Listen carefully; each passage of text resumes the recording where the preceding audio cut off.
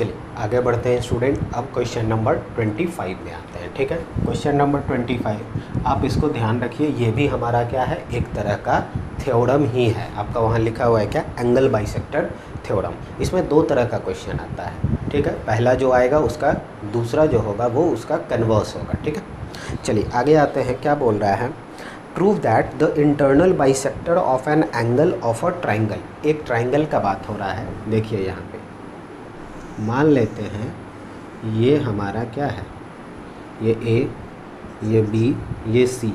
तो इसमें क्या बोल रहा है, ट्राइंगल के एक एंगल का इंटरनल बाइसेक्टर। तो मान लेते हैं अगर ये एंगल हम ले रहे हैं, ठीक है, तो इसका जो इंटरनल बाइसेक्टर होगा, बाइसेक्टर मान लेते हैं ऐसे, बाइसेक्टर मतलब क्या करेगा, दो इक्वल पार्ट में बांटेगा।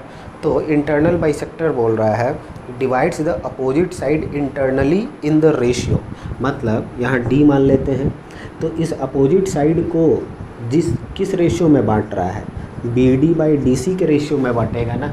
ये देखिए इस ट्राइंगल का, इस एंगल का जो एंगल बाइसेक्टर है वो अपोजिट साइड को B D by D C के रेशियो में बांटेगा। अब क्वेश्चन पढ़िए वापस से, क्या बोल रहा है, divides the opposite side internally in the ratio of the side containing the angle. मतलब ये इसको किस रेशियो में बांट रहा है, तो जिस रेशियो में ये एंगल है। जैसे ये देखिए इधर कौन सा है, ए बी, और इधर क्या है, ए सी। तो आपको ये बताना है कि ये इक्वल होगा किसके, तो ए बी बाई ए सी के, ये वाला।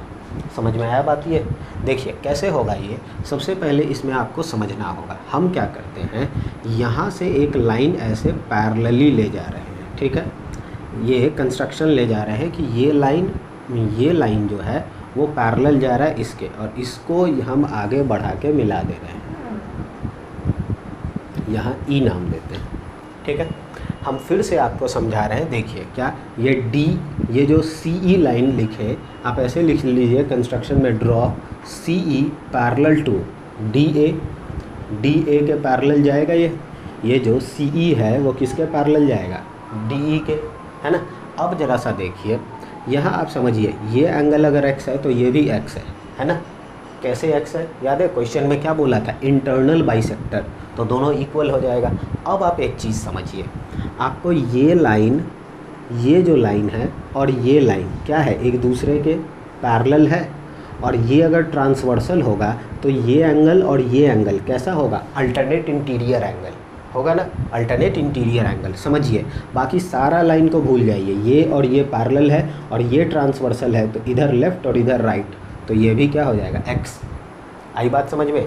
अब देखिए, अब उसके बाद ये लाइन और ये लाइन पैरेलल है, ठीक है, और इस बार जैसे आप ऐसे इमेजिन करिए, ये लाइन और ये लाइन पैरेलल है और इसको ट्रांसवर्सल मानिए, ये बी ई को, तो देखिए ये ऐसे जाएगा, यहाँ बी और यहाँ ई, है ना। तो ऊपर देखिए ये लाइन था, ये एक्स है, अगर ये एक्स है तो ये भी क्या हो जाएगा, एक्स, यानी यहाँ क्या आ जाएगा, एक्स। ये कैसे हुआ, कॉरस्पॉन्डिंग एंगल से हुआ। समझ में आई बात। ये सारा आप लिखिएगा रीज़न दे के, ठीक है। चलिए अब हम आगे बढ़ते हैं, आगे बताते हैं। तो देखिए अब इस ट्राइंगल में क्या हो रहा है कि ये भी एक्स आ गया, ये भी एक्स, यानी ए सी ई क्या हो जाएगा, A C is an isosceles triangle. Isosceles triangle होगा। अब जब आइसोसेलेस ट्राइंगल होगा तो ए सी किसके बराबर, ए ई। सो लिखेंगे क्या, ए सी इक्वल टू ए ई हो जाएगा। समझ में आई बात। अब एक चीज़ आप वापस आइए, हम याद है ये वाला चीज़ सी ई पैरेलल है, ये सी ई जो है वो पैरेलल है डी ए के। तो आप बड़ा ट्राइंगल देखिए स्टूडेंट्स, ये देखिए ये हमारा है, इसमें क्या बोला जा रहा है, ये लाइन और ये लाइन क्या है, पैरेलल है।